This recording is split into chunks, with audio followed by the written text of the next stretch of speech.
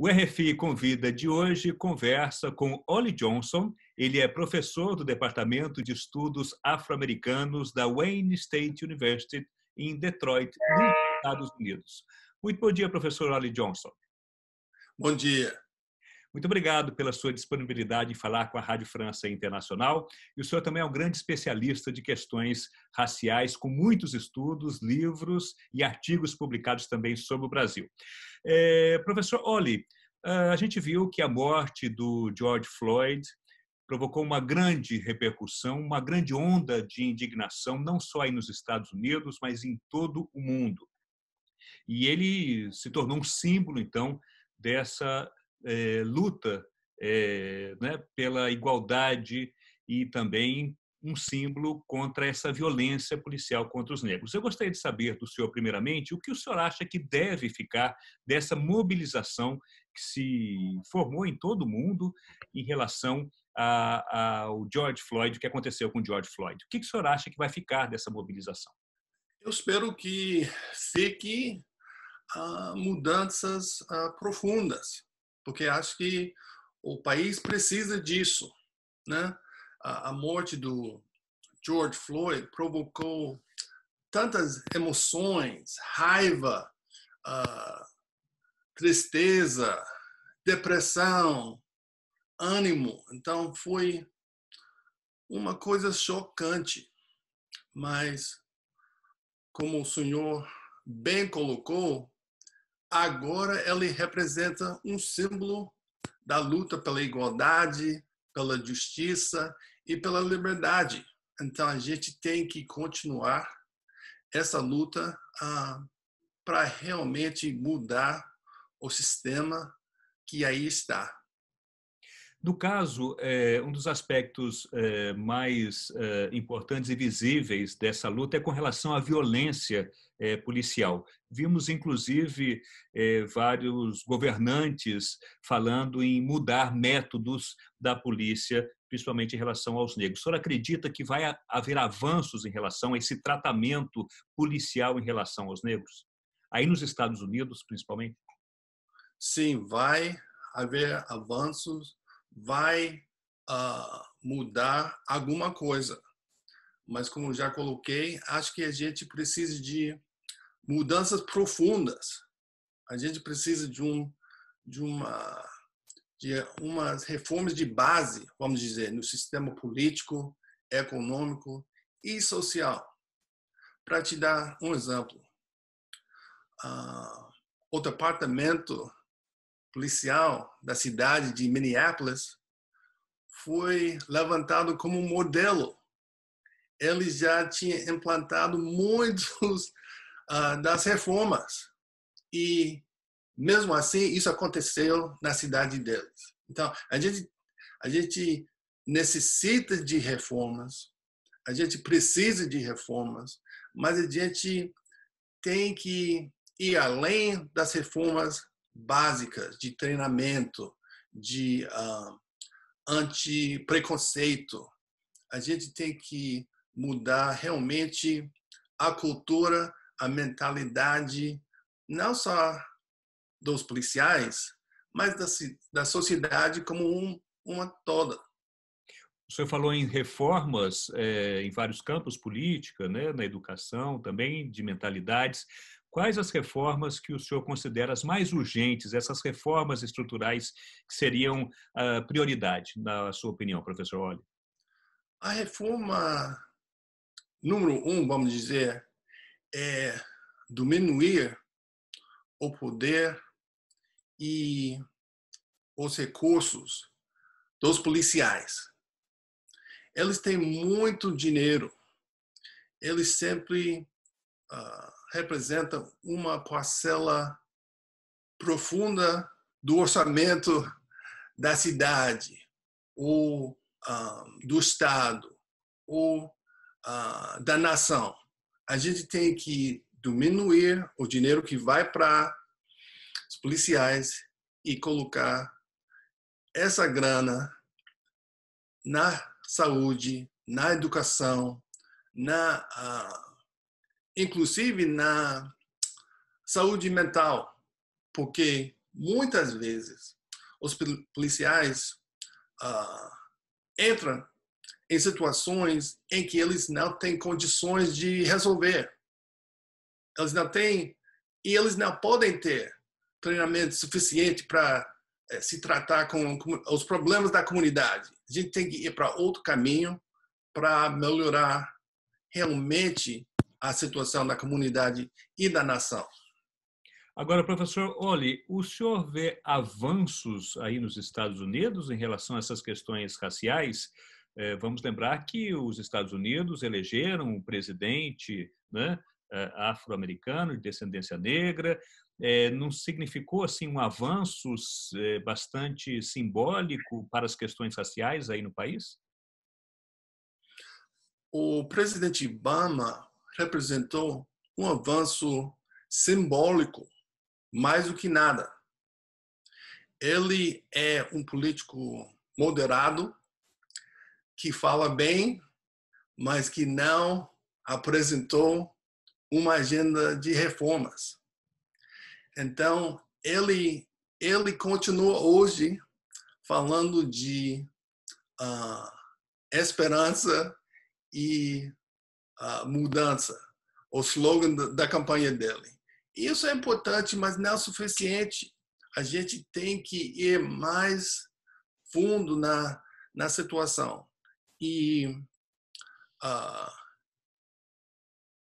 infelizmente, presidente Obama, presidente Trump, quase todos os líderes têm uma mentalidade de império, que nós somos os melhores, podemos mandar como quisermos, aqui nos Estados Unidos e fora. Então, isso explica um pouquinho as intervenções na América Latina, na África, na Ásia. Você sabe que meu país, Estados Unidos, tem mais de 800 bases militares pelo mundo inteiro. Isso representa uma presença complicada, não ajuda, porque, infelizmente, nossos militares fazem as mesmas coisas em outros países que os policiais fazem aqui dentro do país. Então, isso é a discussão que a gente tem que ter, e a gente está tendo na rua, mas isso tem que chegar ao Congresso, à Assembleia Estadual, à Câmara Municipal. E ainda não chegou. Está chegando, está na rua, mas ainda não chegou ao poder. Mas o que levam esses protestos, né? Muitas manifestações de rua foram realizadas, inclusive em Washington também, né? Fazendo pressão sobre as autoridades. Isso contribui, de uma certa forma, para avançar essas questões relacionadas à luta contra o racismo? Com certeza, é necessário. A gente tem que afirmar que vidas negras importam. Você não pode matar uma pessoa preta sem consequências. Isso tem que acabar. Infelizmente, a gente tem uma história de 400 anos disso. Mais de 240 anos de escravidão, 100 anos de segregação racial e os últimos 60 anos tal de discriminação formal e informal. Muita gente estava querendo crer que entramos num mundo pós-racial, ou que a gente estava se transformando em Brasil, uma democracia racial. Mas isso não é verdade. Raça ainda significa alguma coisa importante nas vidas das pessoas. Professor Olli Johnson, como é que o senhor acompanha essa entrada da questão da luta contra o racismo na agenda eleitoral americana? Vamos lembrar que os Estados Unidos vão ter eleições, né, para a presidência esse ano, e esse tema, então, do George Floyd, a partir da morte do George Floyd, entrou, então, no debate eleitoral. Vimos o candidato pré-democrata Joe Biden, por exemplo, se solidarizando com a família, né? Como é que o senhor observa essa discussão política em torno da morte do George Floyd? A morte do George Floyd e tudo que representa tem que entrar nas eleições presidenciais e as outras eleições neste ano. O problema é que nós temos agora, neste momento, um dos piores presidentes da história do país, o presidente Trump.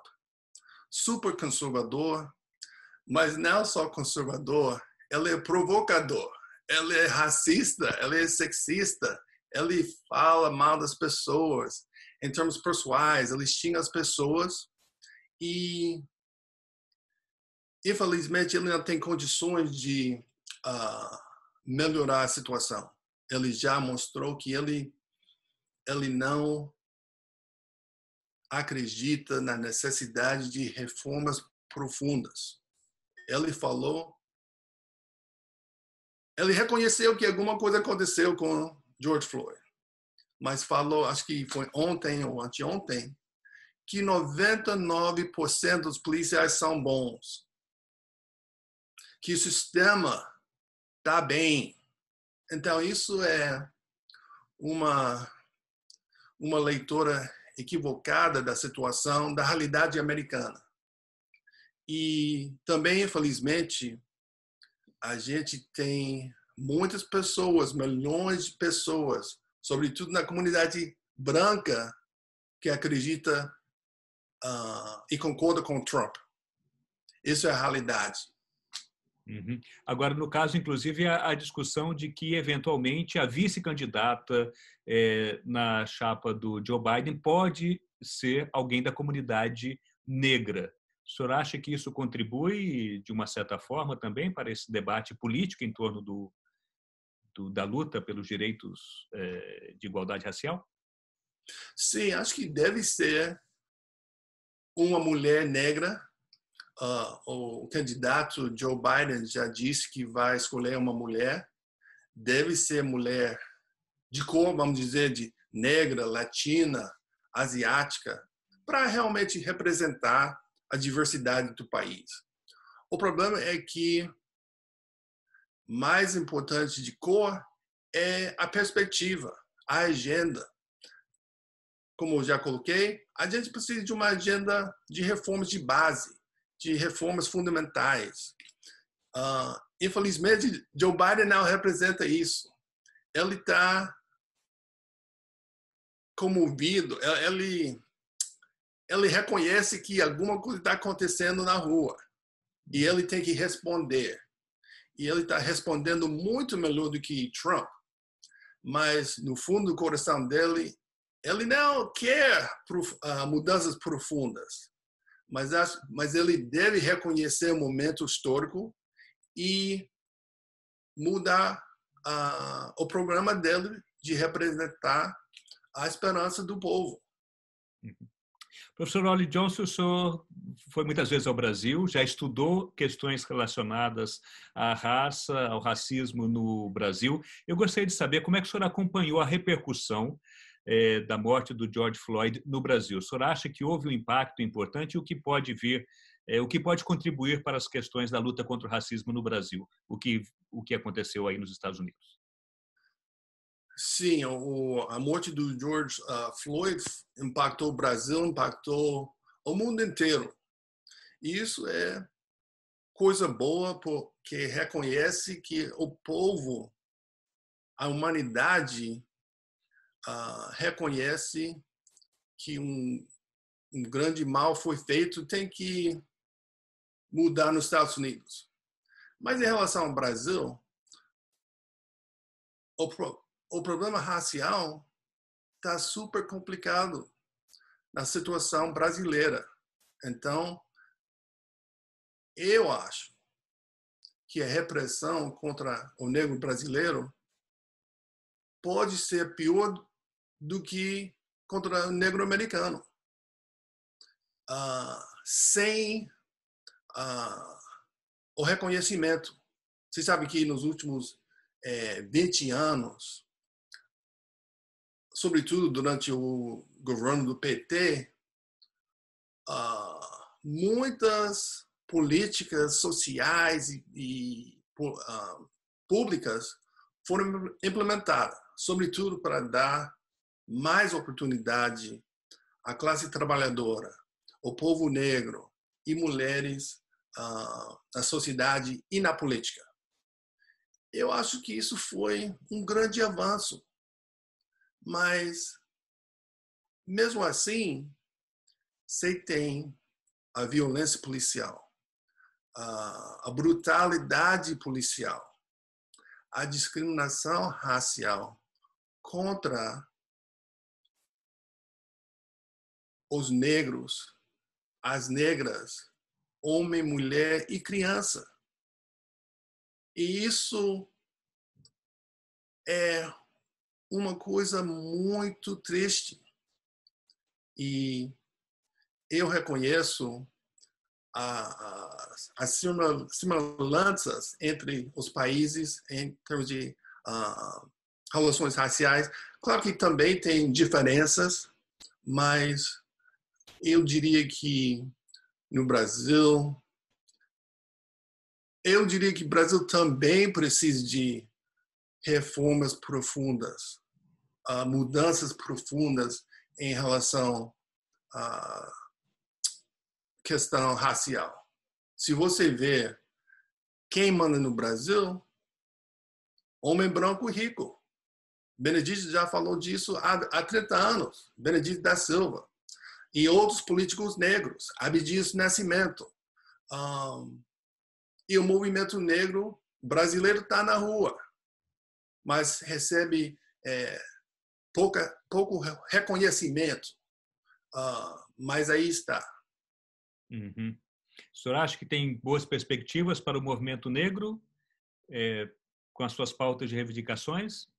Eu concordo com a agenda do movimento negro no Brasil e nos Estados Unidos, mas transformar a agenda do movimento ou agenda política de um partido político em políticas públicas é outra coisa.